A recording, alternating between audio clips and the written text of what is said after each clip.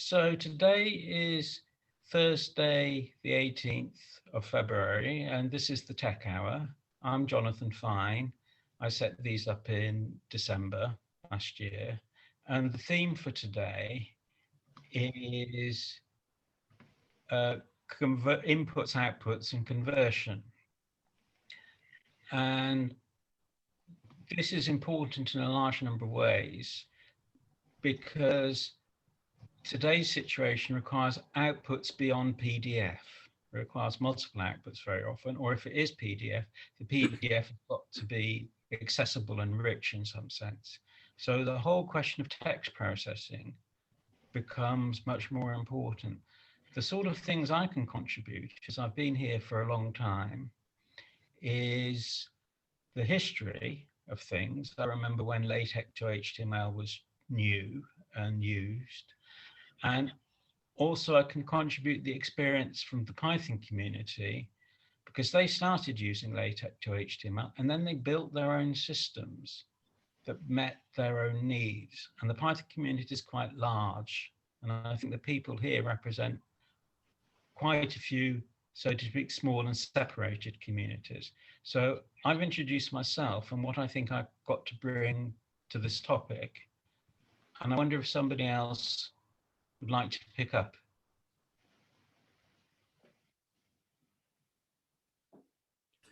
So I'm Brian Richwine from Indiana University. I'm a senior accessibility strategist for learning technologies. And one of the things we're really working on is the accessibility of STEM content in courses, so science, technology, engineering, and math.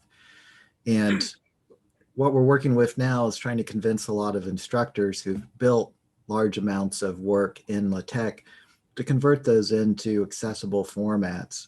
So whether that's like an EPUB format, whether it's a blog post, whether it's content inside a learning management system, like a quiz or an exam even.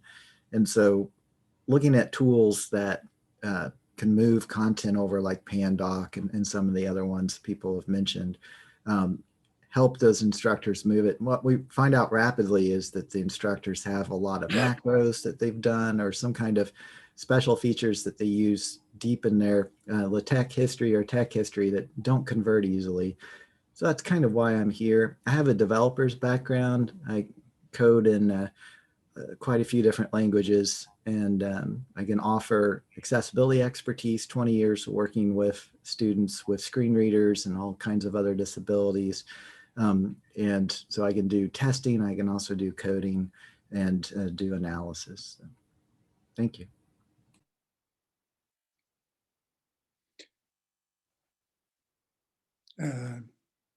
Shall I go?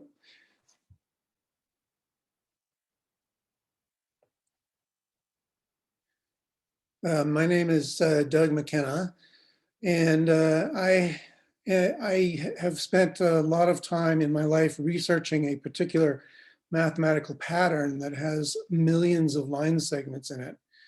And when I was using TeX to create notes about these illustrations, to create PDFs, PDF, unlike PostScript is algorithmic and PDF is data-driven, these illustrations blew up the size of the PDF in a huge way. And when I created a set of, I started writing a paper about all of these patterns I'd figured out, the size of the PDF was making it undistributable because every illustration was, anywhere from 5 to 50 or to 100 megabytes of data just in the past. So at the same time I was doing this research, I was writing my own TeX interpreter, which is something that will take you about 6 years to do.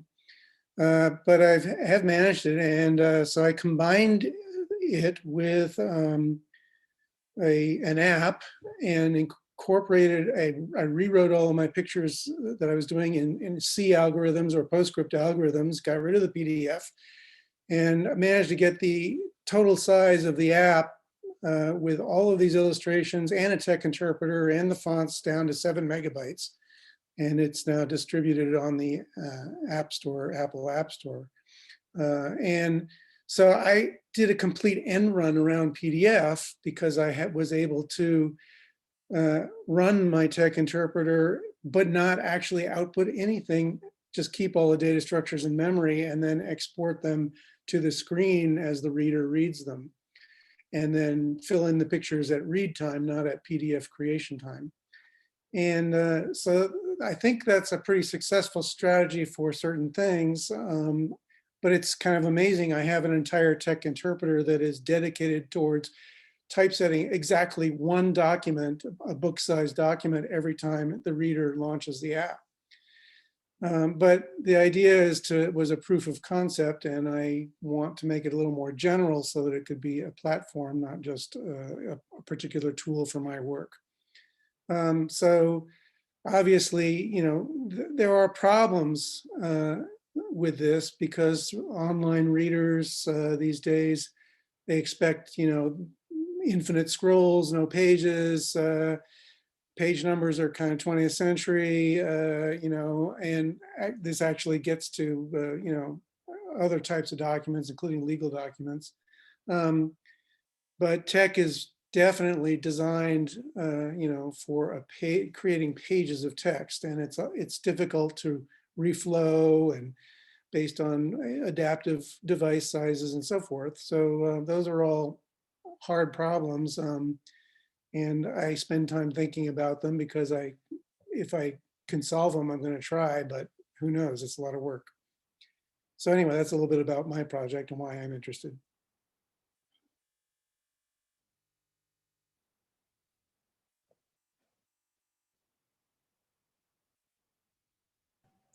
Hi, I'm Shubho, and I have mostly been a consumer of these technologies. I don't have any expertise in computer programming, but as a lawyer, I face this problem of working with other lawyers who may not use a LaTeX or may want to edit documents. And one of the reasons why I see myself drifting away from LaTeX is exactly this problem of not being able to convert to other formats like HTML or docx. And that, unlike most of the other LaTeX or even the open source community where things just work, the conversion to other formats just doesn't work, especially if you make it a little sophisticated. If you just tweak any command in LaTeX a little bit, suddenly all of it collapses. And I'm just interested in seeing if I'm out of touch with the latest things, if there is something which works better, or where the industry is going in this direction to be up to date, and I can get back to using LaTeX.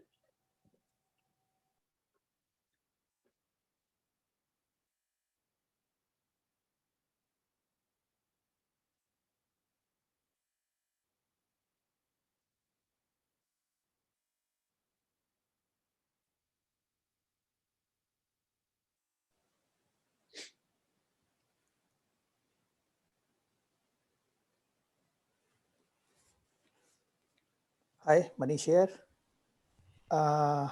As I already told that I am very new to this field, but I was interested, or basically I was thinking that when a document, say PDF or Word, gets converted into any accessible format, EPUB 3 or any other thing, how important it is to preserve the meta information like font, page numbers, and so on. Is it okay or not okay?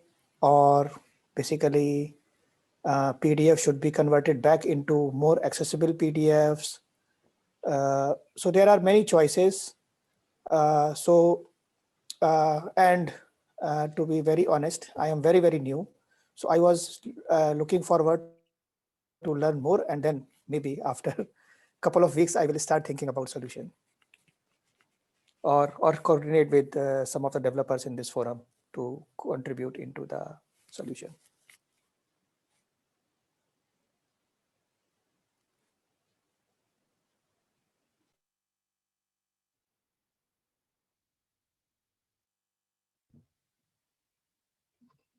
I'm Emma, and I wanted to echo something Jonathan said right at the beginning before we were recording, which was that LaTeX he has used mainly as a text processing tool. Can I interrupt?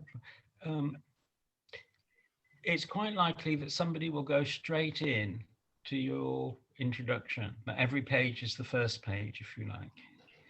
And so if you could sort of introduce who you are in this context, and I'm saying this as gently as I can, and the thing you wanted to pick up, we can put that in as an agenda item. So I think the next thing we're going to do is stop the recording and have an agenda, a sequence of topics that we'll discuss together. Sure. Is that all right? I was just going to quote you from the beginning, but it's fine. Yeah. You can present it as your own idea if you like. We're just another person. However. I'm Emma Cliff from the University of Bath, where I head up the Mathematics Resources Centre. We've been supporting mathematicians, mainly in the maths department, to provide accessible resources to students who might be visually impaired, but also students with other disabilities for over 15 years. We've gone through various extremely ad hoc solutions over time, and much has changed in that time. But what we are stuck with now is still the very core problem, which is they wish to write in LaTeX, which I fully support. I'm a mathematician myself, but LaTeX produces as its primary output inaccessible PDF, which cannot be made accessible at the present time with any ease at all, certainly not automatically. And the LaTeX itself that someone writes when they sit down to typeset is generally not convertible to things which are accessible markup languages such as HTML with MathJax, rendering the MathML, or EPUB with MathJax, or indeed Word. And so we hack around to try and support practically anything they might choose to do other than match their brackets, to try and get those output formats that we need. I can't make them change. I need LaTeX to change, because they want control over their production of notes. They don't really want us involved anyway.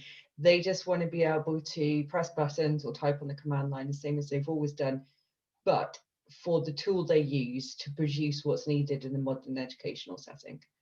And that's why I'm interested in why LaTeX hasn't moved towards multiple output formats, and why in some senses it seems stuck in a world which is pre-markup language, because there are things which just cannot be converted, and there is no attempt from the community in all the time I've been using LaTeX to try and move us as a community into that more modern world. And so that's my area of interest in multiple output formats.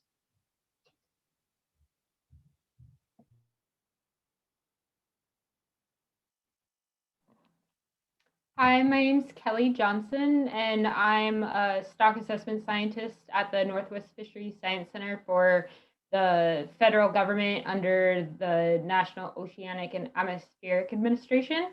And I produce what I think are very long documents, 200 to 300 pages, that are considered public information that need to be accessible. And we've largely ignored this request for them to be accessible, given that very few people read what I actually write.